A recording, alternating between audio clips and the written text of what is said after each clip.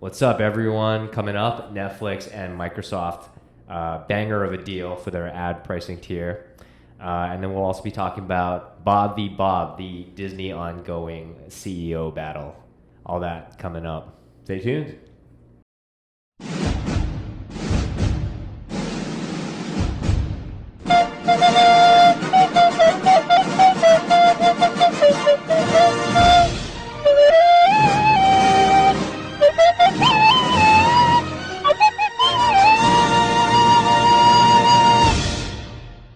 All right. Welcome, everybody. Welcome back. This is episode 17. 17 again. The Entertainment Business Review. I am Jordan. This is Brian, and we are the two smartest dumbasses talking about the entertainment business, which we love to do. As always. As always. And you know what? I want to preface this episode by saying these are all our personal opinions. We are both working people now in the industry, and so these do not reflect the opinions of our company. Oh, now you're saying that. Yeah. I've been working. That's true. But Now now you're that I've careful about signed it. that dotted line, I have to be a little bit careful. Fair enough. But yeah, let's get straight into it. So Yes. this week, it's been a buzz with this deal. Netflix, as everyone knows, has been trying to push towards an advertising tier, which we all are still iffy on whether or not we think that would be successful. We can talk about that in a little bit. But after a short period of contacting other potential partners, they've chosen Microsoft to develop their ad platform and work with them to develop the ad tier, which is an interesting. Kind of a wild card. Yeah, kind of a walkout. Didn't see that coming. Nobody even knew that they were talking with Microsoft. So there were rumors that they were talking with like Roku, Comcast. I think maybe NBC Universal. I think maybe. Yep. So like your classic players that are in this space, and then they come out and go for Microsoft. So the entertainment business, the entertainment industry is like, oh, okay, that kind of came out of left field. Yeah. But the more that you dig into it, it kind of makes sense. Yeah, it does. Right. So let me. So this is what they're doing. Netflix has engaged Microsoft to help them create the ad platform as well as leverage their ad sales force. Yep. So it's both a technology partnership as well as a Salesforce partnership. Basically trying to outsource as much of this as they probably can to Microsoft because Netflix doesn't want to deal with this internally, which is smart. Yes. Honestly. Yeah. I think that's a good way to do it. I mean, it is labor intensive, and they've worked Build as a out subscription. Salesforce? Yeah, they've worked as a subscription business their entire history, and so advertising is a whole different beast. Yeah.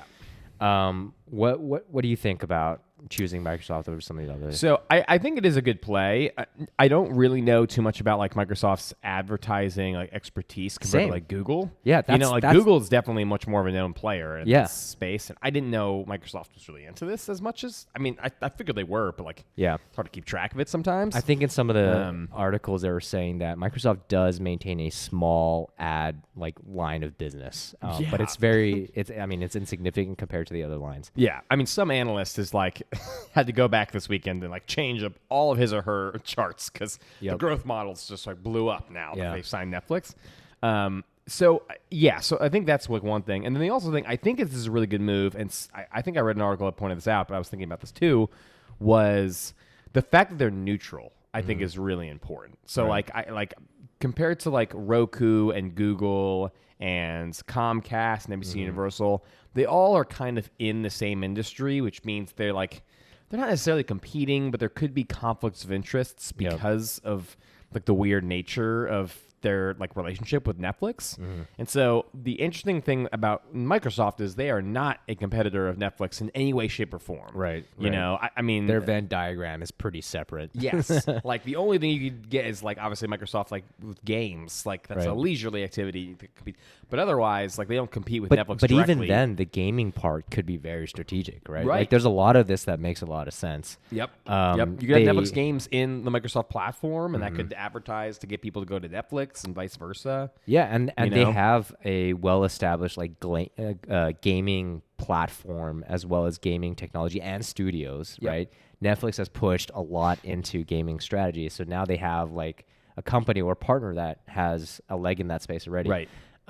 Yeah, I mean, what you pointed out was that Microsoft doesn't have a streaming service. That's like the biggest, the biggest rub, right? Like if you partnered with Android TV, which has like YouTube. Yep. Comcast, which has what am I talking about? Comcast. Peacock. Yeah. Oh yeah, remember that service? Barely. But yeah, I mean, they would be competing directly, so it makes total sense.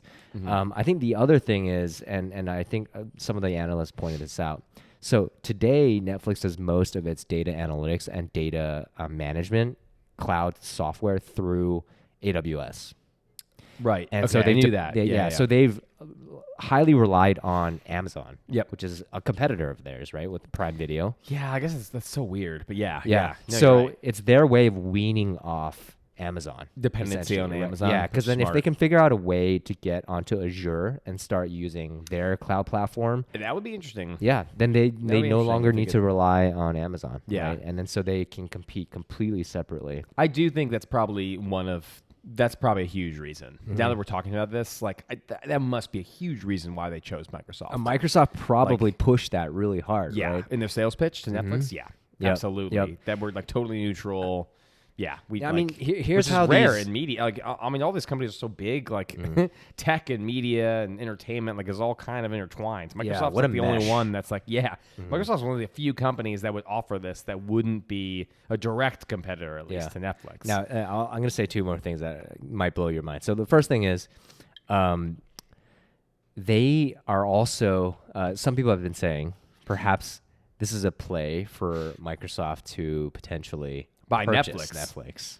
Netflix. Ooh, Which will be, I mean, it's like integrating businesses, right? Netflix is struggling a little bit.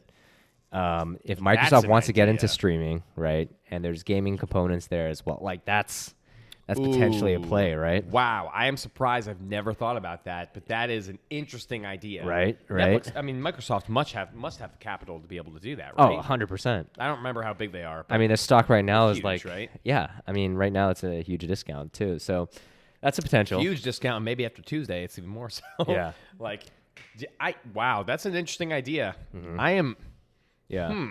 And so like that comes from, and the other point I was going to make was these proposals, right? All these companies that were trying to get the partnership were probably saying like, hey, if you partner with us, then you can expect ad revenues to be yay big.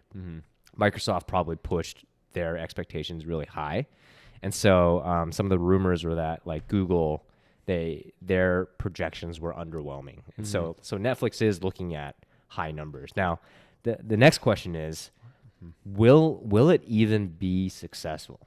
The ad sales tier overall? Yeah. Like, is it even, like, are we entering a time where that is, so one, we're going into a recession, so ad sales and ad spend. I mean, it's not guaranteed, but yes. People keep saying it, right? We but like, probably are. My gut instinct is telling me stuff is shitty right now, so like, I'm just going to assume we're that probably going into a recession. That's yeah, totally okay. which means that advertisers are not going to spend that much. No. Yeah, Right? They're already pulling back, I think, a little bit. Yep. Like, I think people are having trouble selling ads, actually. Yeah.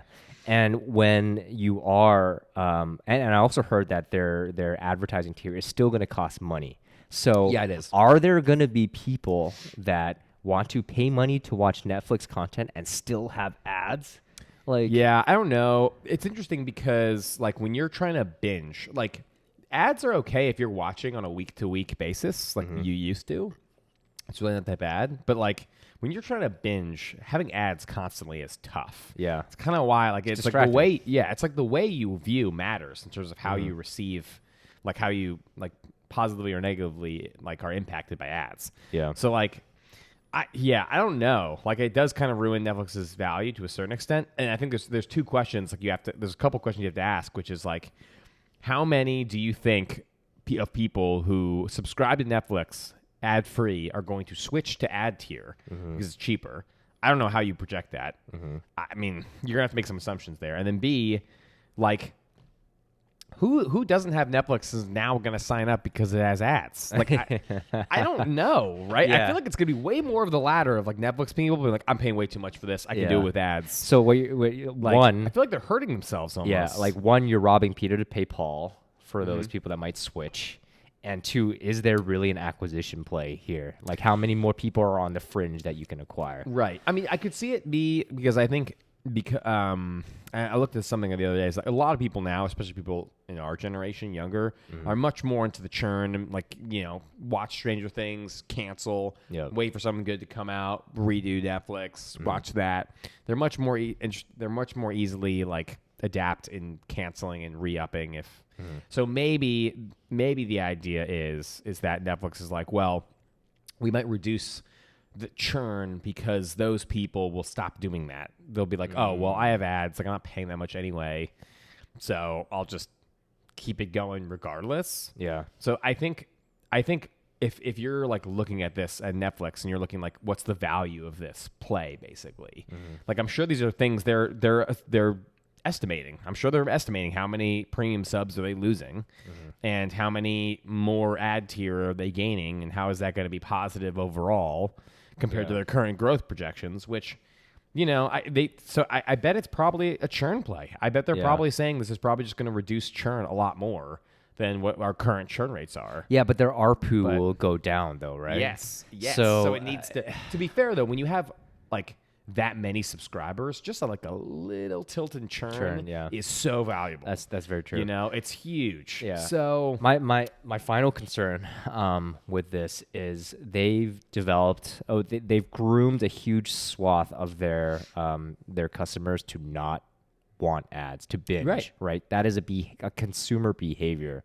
So I'm curious if they've done or looked at how their customers would react to more ads. Right. Like, I certainly, if I saw ads on Netflix, I'm not going to watch. Like, and I wonder how much they know about the consumer, like their customer breakdown and how they react to ads, knowing that they've never shown ads before, right? They're jumping into this. I don't know. Yeah, they won't know. They won't know. Yeah, they won't know. Because they've never given their customers ads. Yeah. To be fair, like Netflix, it's a gamble. It is a gamble. I mean, Netflix would say though, like if you get tired of the ads, just get premium. Like it's not like we're offering. It's not like we're not offering a product that doesn't. Like, you can pay to get rid of ads. Yeah. So, if you hate ads, just do regular Netflix, I guess. Yeah. But I think it's definitely more of a churn play. But the big thing is, I think a lot of people will. I don't know. To your point though, like if you had Netflix for a while, you're not used to Netflix with ads. So maybe the people who who are current Netflix subscribers that shift to ad tier are probably maybe they assume it's going to be low because they're like, these people just love binging too much. Like they won't do it. Yeah. I mean, if fair, there's a company that can pivot quickly, it's probably them. But I mean, just to recap here, so I think Microsoft is the ultimate winner in that deal. Yeah. Because they're just acquiring a high value client. Yes. We don't know if the ad tier will work, but we'll wait and see. I mean, it's coming out by the end of 2022, so we'll wait and see how that goes. So we'll just be watching. Watching this show. And I will say, dude, you did kind of blow my mind a little bit with the acquisition idea because, hey, I mean, stranger things have happened. Right now, like, yeah, Microsoft is pretty independent. Netflix is trying to get into games. If Microsoft bought Netflix, not only would there be synergy in the fact that Netflix isn't paying Microsoft. I mean, I guess it's kind of net. It evens out in terms of like paying for this. But if Netflix, then you can get Netflix's whole AWS business to Microsoft. Yeah. I mean, and so the Azure free cloud bandwidth management, like. Well, yeah, it's internal. It's like arm's length, right? Right.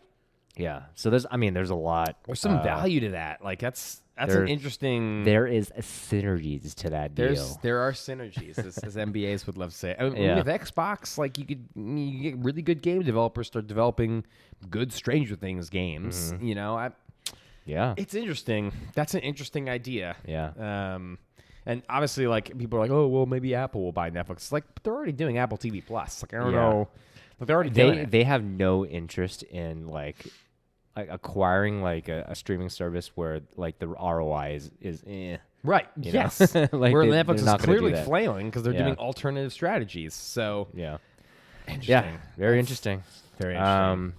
Let's move on. So we'll move on to my boys. So our boys, the Bobs. It's the like Bobs. always. It's always in the news. So this past week, I think there was an Insider article that basically laid out the thinking that Bob Iger had as he reflects on Chapek's leadership of Disney. And what it basically came down to was he fucking regrets like doing it the way that he did. He had an awesome career acquiring all these companies for the last 2 decades, and then the last decision he made, which was to just hand over the reins to Chapek, was his biggest business fumble. Which is ironic considering like he cared obviously so much about his legacy. Like he wrote the book pretty much, so he's like, everyone needs to know that I'm awesome. Which he is. Which he is great, to be fair. Yeah. But it's just funny how he really cared. And I think he does, like, as a person, like, really care about Disney and really care about the company and the legacy of the company itself. And he thinks it's going down the drain, which it is. It absolutely is not going well at all. I think it's interesting, like, I feel like I kind of knew this. Like, I feel like we all kind of knew the Bob, but he wouldn't say it publicly. Yeah. You could read between the lines here. Yeah, you can kind of. Iger was such a good representative of Hollywood in regard of like dealing with talent. Like, not a lot of executives are very good at dealing with talent, and that's the system he grew up in. Yeah. So he was very good at dealing with talent, which I think is incredibly important for an entertainment executive. And so he was very good at that. And then the Scarlett Johansson like lawsuit thing came out, and like she sued Disney publicly. Oh my gosh! So the Black Widow, she's in your biggest franchise, and she's suing the company. The article dug into that. Like, so he was one of the things it said, which I thought was interesting, was Bob liked to work on the content and the talent side of things. Yes, and so the business stuff, he never was that enthused. That's what they kind of alluded to. That's where he was. And so that's where he came from. And so when he was like, okay, now like Bob Chapek is next in line, and he's a business guy through and through. I was going to be executive chairman. Well, I'll oversee and he was going to focus on the content, right? Yep. And then this guy just do the business thing. Yeah. So that's why he was kind of like okay with that. Right, because he was going to be executive chairman, and he was going to. Yep. So what ended up happening? That just like he just kind of like dipped. Like once yeah. Disney Plus launched, and he was like, "Oh, it's successful. We got 10 million subscribers in the first couple of days." Then he just was like, "All right, this is good." Then Bob, Chapek, you just go off. Yeah. Do your thing. I will say, yeah. And then shortly after that, right, like Susan Arnold replaced him as executive chairman, and she was all about Bob Chapek. So it was just I think she also like came from like Walmart. Like I was like, what? Consumer retail or something like that. Retail or something. I'm like, is this not an is it? Shouldn't you have executives who care about storytelling actually in the seat? Like it makes no sense to me. The content is always the most important part of any entertainment company. Yeah. Like, screw the business. I mean, if you have a hit, the business takes care of itself pretty much. Yeah, you might not optimize. You might not get the most money as you can out of it. But if you're CEO or people don't care about the content and your content sucks, the whole business is done. There's no e-commerce store. There's no products to sell if nobody likes the content. And they keep hiring, like, I mean, not to, like, poop on us a little bit, but, like, NBA-type people who don't care about like who don't. I'm not even convinced Bob Chapek even likes watching movies. I mean, he's a parks guy. Yeah, I mean, I don't even know if he likes going to the parks. To be honest, he must. This is just a continuation of just like the business runs the show, and that dictates the type of content, which is kind of antithetical to the way that like creativity works. Yeah. So I will say, and this is very unlike me to critique Iger a little bit. But Iger did a little bit kind of screw Disney in terms of their content strategy after he left, because like Pixar was a good buy, because Pixar is an original story like making house. Like they're an operation that just creates really good new stuff all the time. They needed Pixar because their animation studio was flailing. Clutch.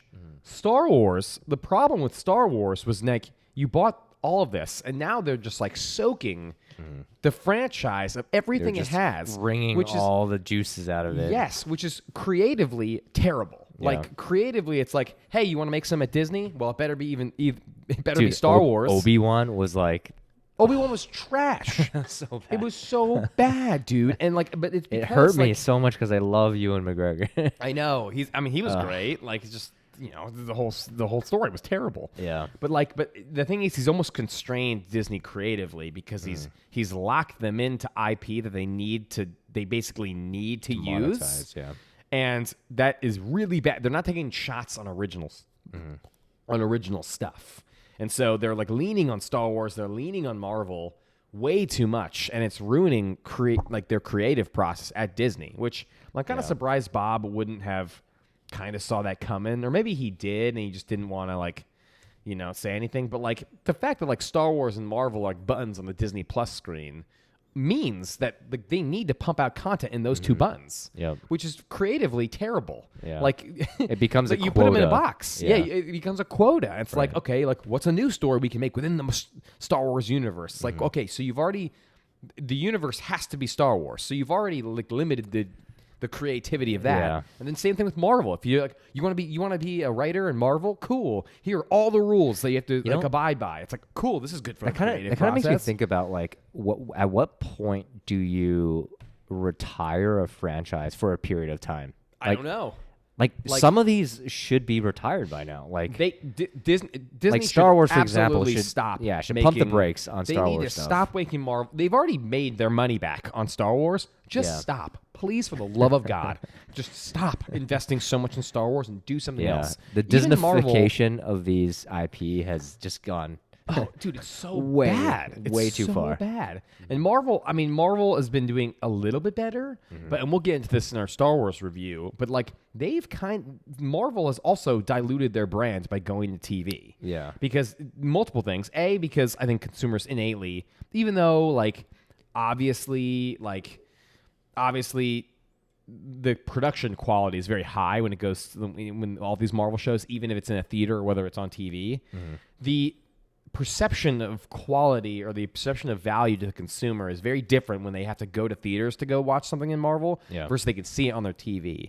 And I think it was easier during the first Marvels because it was easier to keep track of because there were not that many. There was maybe 4 or 5 movies a year max. Yeah, and you would go to the theaters for it every time. There's too many.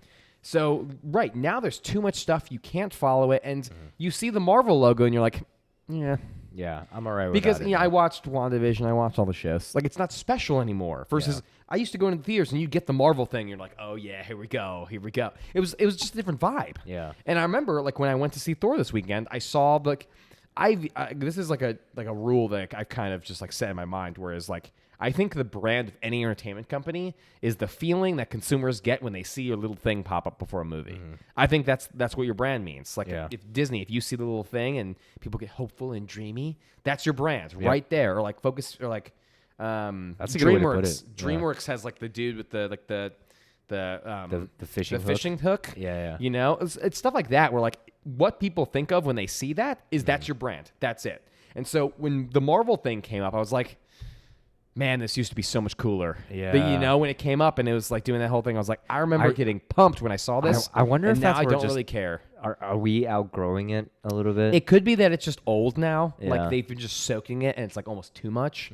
And I think it is because you see it all the time with TV shit. Like, they just have so much television content where you're like, seeing Loki on screen isn't impressive anymore because he's got a whole show. Yeah. So I guess Wanda comes on screen and like Kevin Feige is expecting you to be like, oh, are you clapping? Are you excited? It's like, no. There was a whole show on her. I don't care. The newest, like, these kinds of franchises have not existed before, right? Like, you haven't seen something that spans decades, right? No. Well, so there have been to a certain extent. There have been like certain genres that would like continuously play, like James Bond. James Bond has been going on forever. Yeah. We were really into westerns for like a decade or two. I guess there's an art sci-fi to the frequency that the franchise should release stuff. They need to make it special again. Yeah. But now it's just like there's so much, it's so systematic that there isn't anything special. This was the big argument that I think it was Richard Pepler, if I'm saying his name right, the old HBO guy. Oh, Pepler. Pepler, yeah. He's not at HBO anymore. I forget where he is now. Maybe he's at Apple. He has a production company that maybe has an output deal with Apple. But he adamantly would fight back against Warner Media and be like, we are not producing more at HBO. Like, we are much more about quality over quantity. Like, and I think he believed, he was like, I think because we don't produce that much, when we do produce something, people know it's good, and we put a lot more time and effort into it. It's the opposite of Netflix. Yeah. Yes, and I think the John Landgraf, whatever his name is, at FX, was saying this too. He's like, dude, this is like too much television. Like, we're ruining this. And they both have kind of come around, and I think it's because, their corporate overlords are just pressing it on them that they're like, okay, we can still make quality content while maintaining, we can still produce a lot while also maintaining quality. Yeah. And look, I mean, Apple and HBO have done that. Like, they have created good shows. Mm-hmm. The problem is there's so much, they don't pop. Like, there's just so much crap. Yeah. So, like, they don't pop, and that's not their fault. I was listening to a different podcast that was quoting that guy. He was basically saying, like, John Moore is not Richard Pepler. He's like, Moore is not good. Good is good. Yes, yes, exactly. Yes, it's so annoying, and like I think, now his position is like we can still create good stuff and just like just make a lot more good stuff. Mm-hmm. And I mean, I guess, but the thing is like unless you're like for him, for instance, like he studied storytelling, he knows what good television is, he knows how to produce it. He is one man. Like, you can't create output unless you find more of him. Mm-hmm. But he can't pay attention to that many shows. Right. So he's losing the attention of some of those shows. So those shows are innately going to be worse because he's not giving more notes. He's been in the business for decades. Creatives should work with the executives who know what sells in order to make something good. That's usually how it works. Yeah, I think there is a focus on getting both now. Like, I think there is like that kind of a sea change in like executives at these companies. But we've gone on a massive tangent. But I think, of course we did. Like to circle back, with Iger and Chapek. I think, I mean, just to kind of add a bow to it, I think Disney's not going the right direction. There needs to be a little bit more focus on the content and a better strategy around like leveraging these franchise IP. Yeah. Yeah. We'll see if they change. Yeah. I'm not I optimistic. don't know but what would be the trigger, to be honest, where Disney's like, we need to maybe pull back on Star Wars, or we maybe need to pull back on Marvel. I don't know what would need to happen in order for them to do that. Yeah. What's going to make it special again? That's hard. I don't know. Yeah. It might be a slow death. Yeah. Honestly. A rolling alligator death. Yeah, seriously. All right. Well, so recommendations. So we were talking about Moon Knight. I loved Moon Knight, and I'm a sucker for like ancient Egyptian type shit. Yeah. And I love like lore and like the mythology and all that kind of stuff. So it was pretty. I thought it was pretty cool. And then I was like looking up all the different gods and all that kind of stuff. So, and I also thought the story was pretty good. Yeah. And I also Isaac's great in it too. Yeah. Oscar Isaac's really so good. I also read the comics that it was kind of based off of before watching it. Oh, that's cool. Yeah. And I do this more often now because I realize that they're kind of loosely following some specific story arc, so I wanted to kind of compare. Yeah. But they did a really good job of covering and changing just enough, but also like start to introduce some new aspects of the actual comic a little bit. Yeah. So that they're setting it up for like a second season. Second season, like that. So I thought that was really good. So I definitely recommend that one. Or I recommend you finish it at least. That was one of those shows that like I would just, sometimes you just play on your phone. You just don't. I just need to pay attention. Yeah. Because eventually after the fourth episode, I'm like, all right, it's not keeping my attention. And it started off partially really well. My fault. It started off good, and then I think, I mean, it is really interesting because I think I don't want to. I'll spoil it. I mean, it's not a big deal, but like I think I got to the point where he met the gods. Like they had that council in the pyramid. And it is really interesting. Actually, you haven't gone to the real big, like there's a twist. Okay, like so 2/3 of the way through the season. I should try it again. Yeah. It's pretty wild. Okay, how many episodes is it? 12? No, I think there's like 9. Oh, okay, that's not too bad. It's not bad. Interesting. Yeah. Okay, I might try to finish that. Mm-hmm. It's just I'm almost marveled out. Like it's just so much Marvel. This one is different. It is different. I did notice it was different. That's true. It felt different. Like, and I liked it. I don't watch all the Disney Plus stuff, but this one I thought was good. Yeah. Okay. On Netflix, I also saw the documentary because like I was on this like extremist Mormon content consumption phase. Extremist Mormon? Yeah, after Under the Banner of Heaven, that FX show. I was like, what more is there on this shit? Yeah. And it turns out there's like this 4-part like Netflix documentary on fundamentalist Mormons, which is really good. I mean, like all their documentaries are good. It's like dark as shit. That's and amazing. And this sect of Mormonism is like nuts, but It was good to watch. It's a good time. It's not a good time for the people in the documentary, but it was interesting. I recommend it. It's called Keep Sweet. Keep Sweet. Yeah, you'll know why it's called that. Random stuff, man. It's random, but it's like you can't look away from it. It's one of those things. All right, fair enough. What was the one that you were watching? So I was telling you before, I'm binging Naruto, but in the meantime, I am. There's a new show on Netflix that came out called How to Change Your Mind. It's a limited. It's a limited docuseries.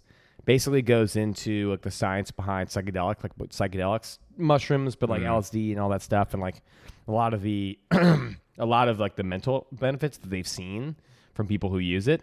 So it's really fascinating. I've watched like the first like 3 episodes, and it's really good. It's really, really interesting. Yeah, it's a huge subculture thing that I'm not that informed on. But yeah, when you mentioned earlier that there was a documentary on mushrooms, for whatever reason, I thought you meant like truffle mushrooms. Oh no, nobody cares about regular. But you mushrooms. meant shrooms. I mean real mushrooms. Yeah. Man. I mean, oh my god, I was so off base. Trip. Oh yeah, no. Like who delicious. would want to watch it?